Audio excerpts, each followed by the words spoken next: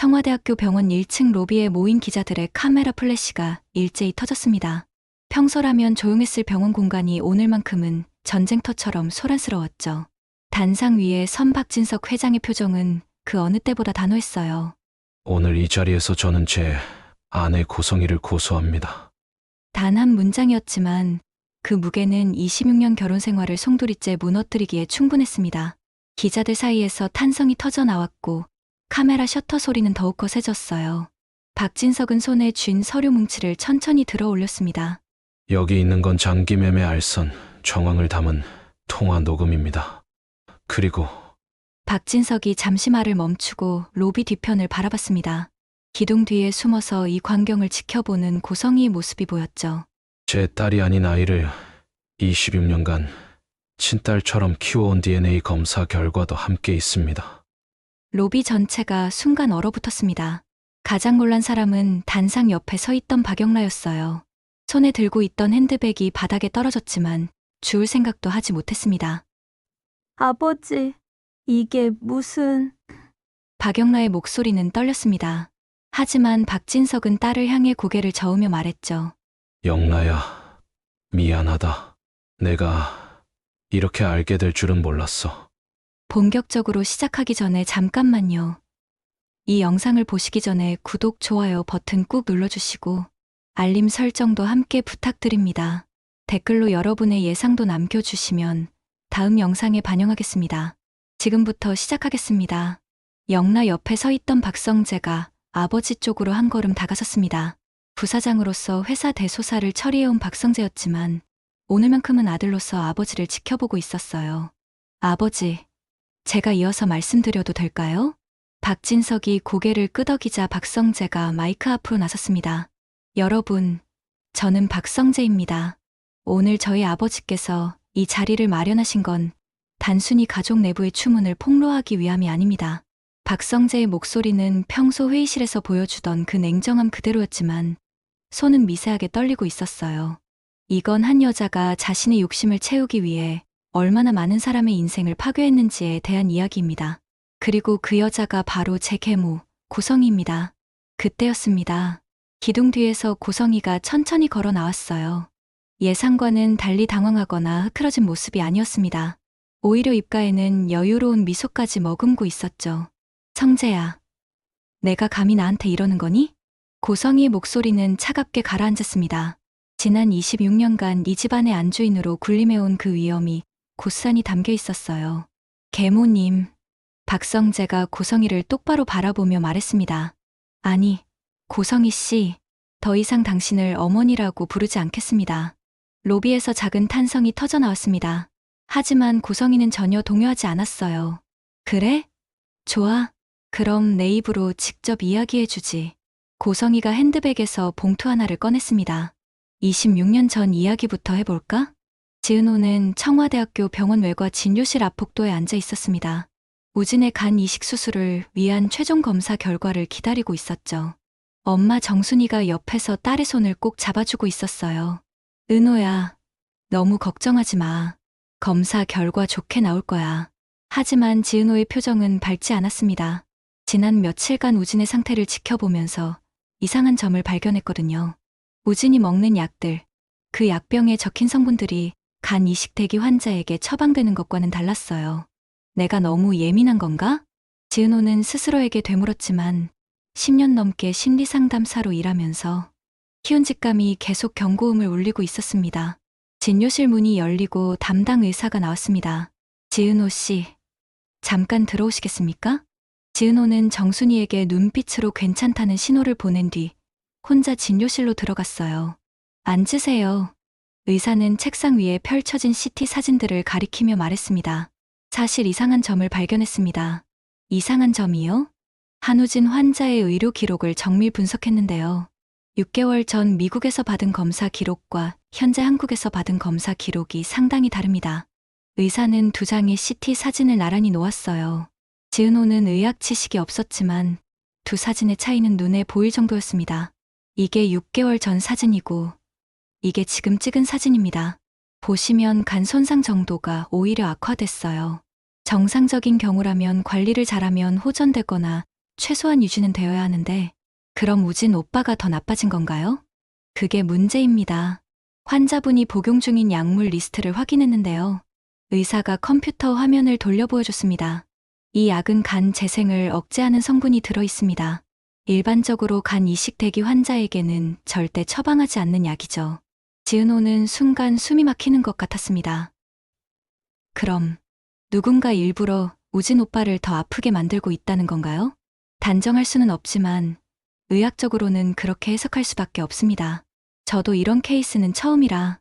지은호는 진료실을 나와 화장실로 뛰어갔습니다. 변기에 머리를 묶고 울컥하는 구역질을 참았어요. 고성이의 얼굴이 떠올랐습니다. 설마 친엄마가 친아들을 일부러? 하지만 지은호는 이미 알고 있었습니다. 고성이라면 충분히 그럴 수 있는 사람이라는 걸요. 지은호는 핸드폰을 꺼내 누군가에게 전화를 걸었습니다. 성재 오빠, 저예요. 급하게 만나야 할 것 같아요. 박성재는 회사 인근 조용한 카페에서 지은호를 만났습니다. 지은호의 표정이 심상치 않자 박성재는 바로 물었어요. 무슨 일이야? 얼굴이 왜 그래? 지은호는 지난 며칠간 발견한 사실들을 모두 털어놨습니다. 우진의 이상한 약물 처방, 의료 기록의 불일치, 그리고 의사가 했던 말까지요.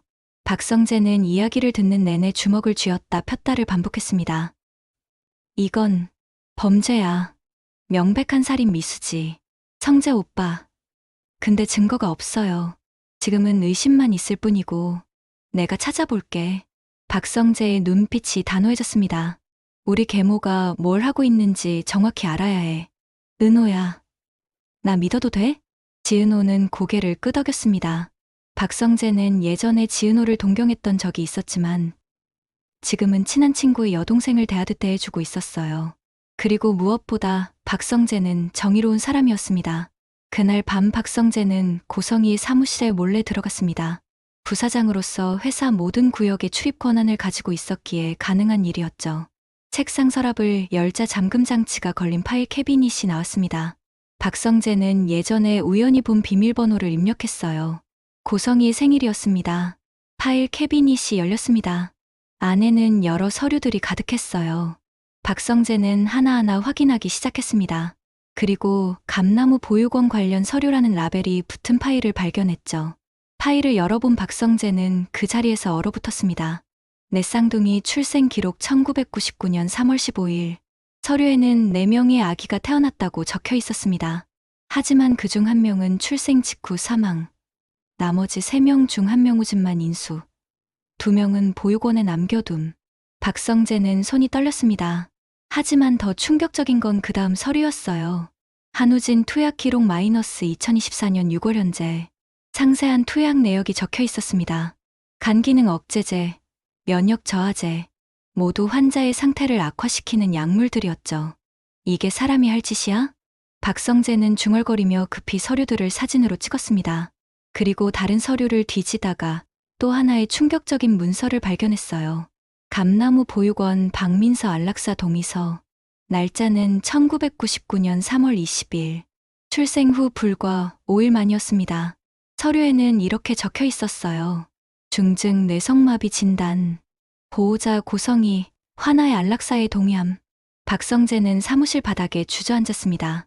고성이가 장애를 가진 자신의 딸을 죽이려 했다는 것이었죠. 박성재는 긴급하게 아버지 박진석을 불러냈습니다.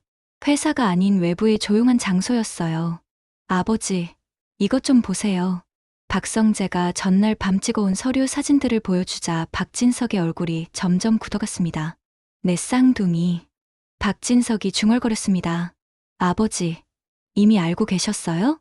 박성재의 물음에 박진석은 천천히 고개를 끄덕였습니다. 성재야, 사실 나는 26년 전부터 알고 있었다. 뭐라고요? 박성재는 믿을 수 없다는 표정을 지었습니다. 박진석은 깊은 한숨을 내쉬고 말을 이었어요. 고성이와 결혼하기 전 나는 정순이 씨를 통해 모든 걸 알게 됐어.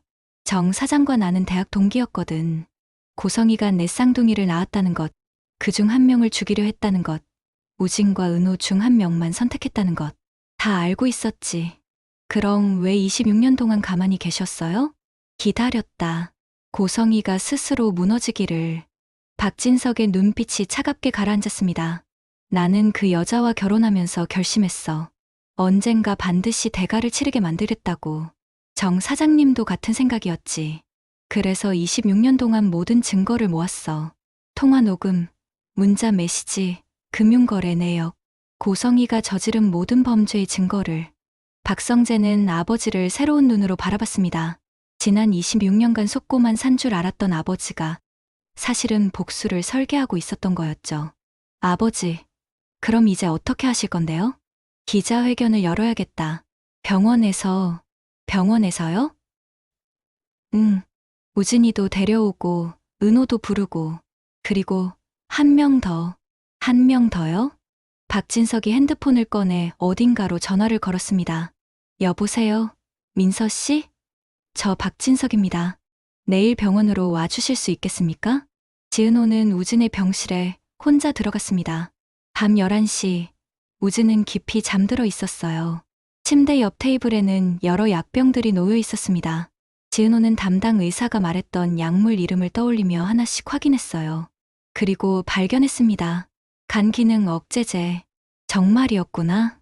지은호는 약병을 사진으로 찍었습니다. 증거를 남기기 위해서였죠. 그때 복도에서 목소리가 들렸습니다.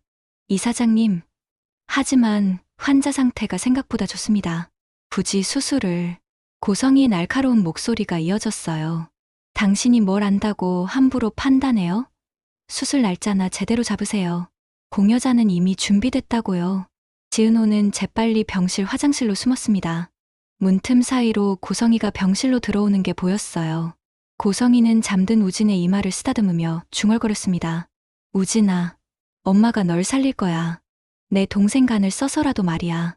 넌 엄마가 선택한 아이니까. 지은호는 화장실 안에서 입을 막았습니다.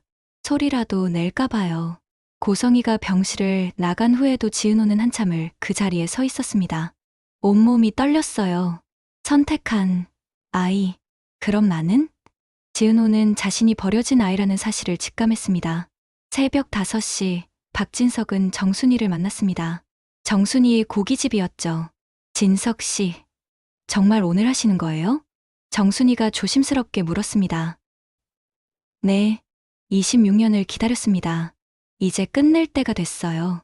박진석은 가방에서 두꺼운 파일을 꺼냈습니다. 정 사장님이 26년 동안 모아주신 증거들, 그리고 제가 모은 것들까지. 이제 고성이는 끝입니다. 정순이는 눈가가 붉어졌어요. 우리 은호가 얼마나 힘들었을까요? 알아요. 하지만 이제 은호는 자유로워질 겁니다. 고성이의 그림자에서 박진석이 시계를 봤습니다. 오늘 오후 2시 병원 로비에서 기자회견을 엽니다. 정 사장님도 와주세요. 은호와 함께요. 네, 꼭 가겠습니다. 정순이가 고개를 끄덕였습니다. 박영란은 자기 방에서 오래된 상자를 발견했습니다. 고성이의 물건이 담긴 상자였어요. 호기심에 열어보니 출생증명서가 여러 장 있었습니다. 한우진, 그리고 이름이 지워진 2장, 그리고 자신의 것. 박영란은 자신의 출생증명서를 자세히 들여다봤어요. 발급 날짜가 이상했습니다. 실제 나이보다 3개월 늦게 발급됐더라고요. 왜지? 박영란은 인터넷을 검색했습니다. 그리고 26년 전 신문기사를 찾아냈어요. 청와대학교 병원에서 4쌍둥이 출생, 그중 1명 사망. 기사의 날짜가 자신의 출생증명서 날짜와 비슷했습니다. 박영란은 서랍 깊숙한 곳에서 예전에 몰래 해뒀던 DNA 검사 결과를 꺼냈어요. 아버지 박진석과의 친자 확률 0%. 나는 누구지? 박영란은 그 자리에 주저앉았습니다. 고성이가 꺼낸 서류를 펼쳤습니다. 26년 전 저는 4쌍둥이를 낳았습니다. 기자들 사이에서 웅성거림이 일었어요. 그중 1명은 출생 직후 사망했고 1명은 중증 뇌성마비를 가지고 태어났습니다. 나머지 2명이 우진과 은우입니다. 고성이는 담담하게 말을 이었습니다. 저는 26살이었습니다. 가난했고 혼자였어요. 4명의 아이를 키울 형편이 안 됐습니다. 그래서 아이들을 버린 거냐? 한 기자가 소리쳤습니다. 버린 게 아니라 선택한 겁니다. 고성이의 목소리가 차갑게 변했어요. 장애를 가진 아이를 평생 돌보며 살 수는 없었어요. 그래서 보육원에 안락사 동의서를 제출했습니다. 하지만 보육원에서 거부했죠. 로비가 술렁였습니다. 그리고 건강한 우진만 데려왔습니다. 은호는 여자아이라 필요 없었어요. 아들 하나만 있으면 됐으니까요. 지은호가 앞으로 나섰습니다. 그게 어머니가 할 짓이에요? 지은호의 목소리는 떨렸지만 단호했습니다. 어머니요? 고성이가 비웃듯 말했어요. 너한텐 어머니가 아니야. 난 널 선택하지 않았어. 넌 그냥 부산물이었을 뿐이지. 그 순간 로비 입구 쪽에서 휠체어 소리가 들렸습니다. 모두가 그쪽을 바라봤어요. 휠체어를 탄 젊은 여자가 천천히 들어오고 있었습니다. 엄마, 그 여자가 고성이를 향해 말했습니다. 전 박민서예요.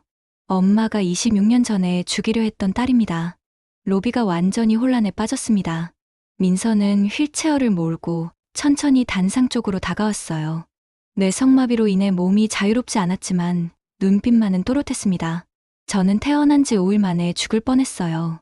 엄마가 안락사 동의서를 제출했거든요. 민서가 서류를 들어 올렸습니다. 하지만 감나무 보육원 원장님이 저를 살려주셨어요. 그리고 26년 동안 저를 키워주셨죠. 민서는 고성이를 똑바로 바라봤습니다. 엄마, 왜 그러셨어요? 제가 장애가 있다는 이유만으로 죽여야 했나요? 고성이는 대답하지 않았습니다. 엄마는 선택하셨죠. 건강한 우진 오빠만. 은호 언니는 여자라서 버리고 저는 장애인이라서 죽이려 하고. 민서의 목소리가 떨렸습니다. 그게 엄마가 말하는 사랑이었나요? 우진이 휠체어를 타고 민서에게 다가왔습니다. 그리고 26년 만에 처음으로 막내 동생을 마주했죠. 민서야. 오빠. 두 사람은 손을 잡았습니다. 지은호도 다가왔어요. 세 사람은 처음으로 함께 섰습니다. 박영라도 조심스럽게 다가왔습니다. 나는 어떻게 되는 거예요? 박진석이 영라의 어깨에 손을 얹었습니다. 영라야, 내가 내 친딸이 아니라는 건 사실이야. 하지만 너는 여전히 내 딸이고 앞으로도 그럴 거야. 그때 경찰들이 로비로 들어왔습니다. 고성희 씨, 장기매매 알선 미수, 살인 미수, 아동유기 미탁대, 사문서 위조 혐의로 체포합니다. 경찰이 수갑을 꺼내자 고성희가 처음으로 당황한 표정을 지었어요. 뭐? 살인 미수? 박성재가 앞으로 나서며 서류를 내밀었습니다. 한우진 씨에게 고의로 간기능 억제제를 투여한 기록입니다. 이건 명백한 살인 미수죠. 고성희의 얼굴이 하얗게 질렸습니다. 어떻게? 그걸 당신 사무실에 있더군요. 모든 증거가요. 박성재가 차갑게 말했습니다. 수갑이 고성희의 손목에 채워졌습니다. 이건 아니야. 난 우진이를 살리려고 한 거라고. 고성희가 소리쳤습니다. 살리려고요? 지은호가 앞으로 나섰습니다. 오빠를 일부러 아프게 만들어 놓고 그게 살리려고 한 거예요? 제 간을 빼앗으려고 일부러 오빠 상태를 악화시킨 거면서요? 고성희는 대답하지 못했습니다. 당신은 한 번도 우리를 사랑한 적이 없어요. 우진 오빠도, 저도, 민서 언니도, 우리는 당신의 소유물이었을 뿐이에요. 지은호의 목소리는 떨렸지만 확고했습니다. 경찰들이 고성희를 데리고 나가려 할 때 고성희가 박진석을 향해 마지막으로 소리쳤습니다. 당신도 알고 있었잖아. 26년 전부터. 그러면서 왜 나한테만 책임을 묻는 거야? 박진석이 천천히 고성희에게 다가갔습니다. 맞아. 나는 26년 전부터 모든 걸 알고 있었어. 기자들이 일제히 카메라를 들이댔습니다. 정순이 사장을 통해 내가 내 쌍둥이를 낳았다는 것, 민서를 죽이려 했다는 것, 우진과 은호 중 한 명만 선택했다는 것, 다 알고 있었지. 그럼 왜? 왜 가만히 있었냐고? 간단해. 너를 믿고 싶었어. 사람은 변할 수 있다고 생각했거든. 박진석의 목소리가 차가워졌습니다. 하지만 넌 변하지 않았어. 오히려 더 악랄해졌지. 자기 아들을 독극물로 아프게 만들 정도로. 난 우진이를 사랑했어. 그건 사랑이 아니었어. 집착이었지. 선택적 모성애라는 이름의 폭력이었어. 박진석이 주머니에서 봉투 하나를 꺼냈습니다. 이건 내가 지난 26년간 저지른 모든 범죄의 증거야. 브로커와의 통화 녹음, 금융거래, 내역, 우진에게 투약한 약물 기록, 민서 안락사 동의서, 모든 게 다 들어있어. 고성희는 비틀거렸습니다. 당신이 26년 동안 나를 복수했다고 생각하면 돼. 아주 천천히, 아주 치밀하게. 박진석의 눈빛이 얼음처럼 차가웠습니다. 넌 체스를 두고 있다고 생각했겠지만 나는 이미 판을 뒤집어 놓고 있었어.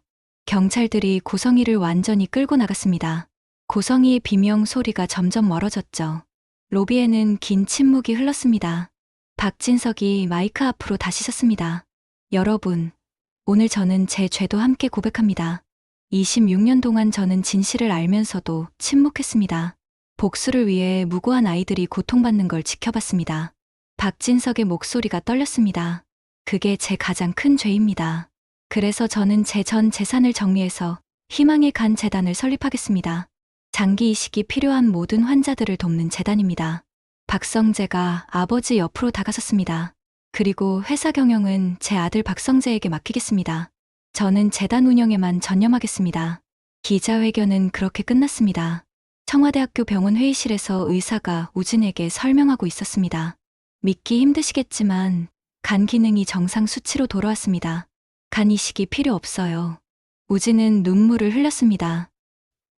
그럼 은호 간을 안 써도 된다는 건가요? 네. 고성희 씨가 투여했던 억제제를 끊고 제대로 된 치료를 시작하자 간이 스스로 재생했습니다. 지은호가 우진의 손을 꼭 잡았습니다. 오빠, 잘 됐다. 은호야. 우진이 동생을 끌어안았습니다. 고마워. 나 때문에 고생 많았지? 아니야. 우리 가족이잖아. 민서도 휠체어를 타고 다가왔어요. 오빠, 언니, 우리 이제 진짜 가족이 된 거죠? 세 사람은 서로를 껴안았습니다. 희망의 간 재단 설립 기념식이 열렸습니다. 박진석이 이사장으로, 우진이 부이사장으로 임명됐어요. 민서는 재단의 홍보대사가 됐습니다. 기념식에는 모든 가족이 참석했습니다. 이상철 김다정 부부, 조옥래, 김장수, 정순이, 박진석, 박성재, 지은호, 우진, 민서, 박영라, 이지환, 이수빈까지요. 박성재는 이수빈과 함께 앉아 있었습니다.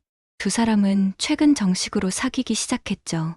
오빠, 우리 오빠 우진 씨 정말 멋있죠? 이수빈이 속삭였습니다. 그래, 정말 대단해. 박성재가 미소 지으며 대답했습니다. 단상에서 박진석이 연설을 시작했어요. 여러분, 오늘 이 재단은 한 가지 약속을 하고자 합니다. 돈이 없어서, 연줄이 없어서, 장애가 있어서 치료를 포기하는 사람이 없도록 만들겠습니다. 박수가 터져나왔습니다. 그리고 한 가지 더, 이 재단은 특별히 장애, 아동의 의료 지원에도 힘쓰겠습니다. 생명에는 위아래가 없고 선택받은 생명도 없습니다. 민서가 무대 위로 올라왔습니다. 휠체어를 타고 천천히요. 안녕하세요. 저는 박민서입니다. 저는 태어나자마자 버려진 아이였습니다. 장애가 있다는 이유로요. 민서의 목소리는 떨렸지만 분명했습니다. 하지만 저는 살아남았습니다. 그리고 오늘 이 자리에 서 있습니다. 모든 장애 아동들에게 말하고 싶어요. 여러분은 선택받지 못한 아이가 아니라 스스로 살아갈 힘을 가진 아이들입니다. 장내에 다시 한번 큰 박수가 울렸습니다. 감옥 면회실. 고성이는 초췌한 모습으로 앉아 있었습니다. 1년간의 수감 생활이 그녀를 완전히 바꿔놓았어요. 우진이 면회를 왔습니다. 엄마, 우진의 목소리에 고성이가 고개를 들었습니다. 우진아, 왜 왔니? 엄마를 용서하러 왔어요. 고성이의 눈에 눈물이 고였습니다. 용서? 내가 너한테 그런 짓을 했는데? 알아요. 엄마가 저를 아프게 만들었다는 것도, 은호 간을 빼앗으려 했다는 것도, 민서를 죽이려 했다는 것도. 우진이 천천히 말을 이었습니다. 하지만 용서한다는 게 있는다는 건 아니에요. 다만 더 이상 미워하지 않겠다는 거예요. 미움으로 살기엔 인생이 너무 짧거든요. 고성이는 얼굴을 손으로 가렸습니다. 미안해. 정말 미안해. 엄마, 한 가지만 알려주세요. 왜 그랬어요? 왜 우리 중 하나만 선택한 거예요? 고성이는 한참을 울다가 대답했습니다. 난 완벽한 게 필요했어. 가난에서 벗어나려면 완벽한 아들이 필요했어. 장애하는 짐이 될 거고 딸은 쓸모가 없다고 생각했지. 그게 엄마의 사랑이었나요? 아니, 그건 사랑이 아니었어. 집착이었지. 내 욕심이었어. 고성이가 처음으로 인정했습니다. 우진아, 너무 늦었지만 엄마가 정말 미안하다. 우진은 유리창 너머로 엄마를 바라봤습니다. 엄마, 저는 엄마를 용서해요. 하지만 받아들이지는 않을 거예요. 엄마는 앞으로 여기서 죗값을 치러야 해요. 우진이 자리에서 일어났습니다. 안녕히 계세요, 엄마. 고성이는 1심에서 징역 12년을 선고받았습니다. 장기매매 알선 미수, 살인 미수, 아동유기 및 학대, 사문서 위조. 죄목이 너무 많았죠. 재판장을 나서는 고성이의 모습은 초라했습니다. 한때 재벌가의 안주인으로 군림했던 그 위엄은 온데간데 없었어요. 법정 밖에서 기자들이 몰려들었습니다. 고성희 씨, 마지막으로 하실 말씀 있으십니까? 고성희는 카메라를 똑바로 바라봤습니다. 제가 저지른 죄, 후회합니다. 하지만 제일 후회되는 건 고성희의 목소리가 떨렸습니다. 제 아이들을 진짜로 사랑하지 못한 거예요. 선택하고, 버리고, 이용만 했지. 한 번도 있는 그대로 사랑하지 못했어요. 호송차가 고성희를 태우고 떠났습니다. 그 모습을 멀리서 지켜보던 내 남매 우진, 지은호, 민서, 그리고 박영라가 서 있었습니다. 언니들 오빠, 우리 이제 어떻게 하면 좋을까요? 민서가 물었습니다. 살면 되지. 우리답게. 지은호가 대답했습니다. 그래. 엄마가 우리를 선택하거나 버리거나 그건 중요하지 않아. 우리가 우리 삶을 선택하면 돼. 우진이 덧붙였습니다. 박영라도 고개를 끄덕였어요. 맞아. 우리는 이제 피해자가 아니라 생존자야. 네 사람은 서로를 바라보며 미소 지었습니다.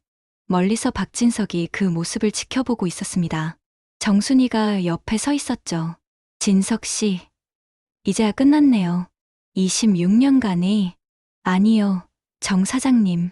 이건 끝이 아니라 시작이에요. 박진석이 말했습니다. 고성희의 몰락은 끝났지만 저 아이들의 진짜 삶은 이제부터 시작이니까요. 정순이가 고개를 끄덕였습니다. 그러게요. 이제 저 아이들은 자유예요. 두 사람은 내 남매를 바라보며 조용히 미소 지었습니다. 하늘에서 햇살이 쏟아졌습니다. 26년 만에 드디어 찾아온 진짜 화려한 날이었죠. 여러분, 오늘 이야기는 여기까지입니다. 오늘 영상이 재미있으셨다면 좋아요와 구독 꼭 부탁드립니다. 여러분의 댓글도 기다리고 있겠습니다. 다음에 또 만나요. 감사합니다.